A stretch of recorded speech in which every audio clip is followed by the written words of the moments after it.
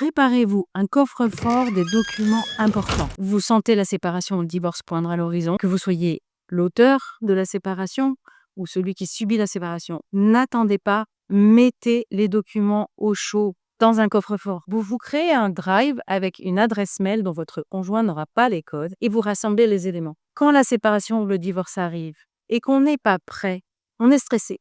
Le stress engendre de l'agressivité engendre des disputes, les disputes engendrent le conflit engendre de la souffrance, même parfois de la violence, une procédure judiciaire, c'est-à-dire un procès long, coûteux, violent, aléatoire. Il faut absolument éviter ça. Alors, quels documents? Je vais prendre ma liste parce que c'est un petit peu long, sans vouloir vous inquiéter. Alors, les avis d'imposition du couple, les bulletins de salaire en cours, sachant que le bulletin le plus important, si vous êtes salarié, c'est celui du mois de décembre, puisqu'il récapitule la rémunération annuelle. Les actes d'achat des biens immobiliers et même les achats successifs, parce que quelquefois, on revend un appartement pour en acheter un autre. Alors, c'est important de retracer toute la chaîne. Si vous avez reçu des donations ou des héritages, il faut garder une copie parce que vous pourriez revendiquer de récupérer l'argent que vous avez reçu au moment du divorce, même si vous l'avez utilisé pour la famille.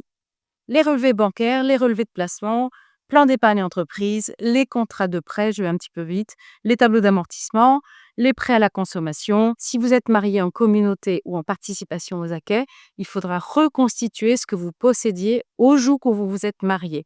Ça, normalement, vous devez pouvoir le retrouver.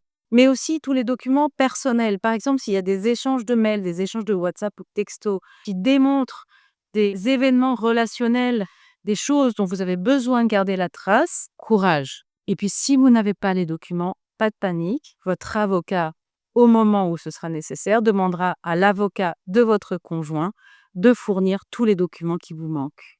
Si ce conseil vous a été utile, je vous en ai rassemblé 12 autres dans un e-book librement téléchargeable. Je vous mets le lien en description et dans la bio.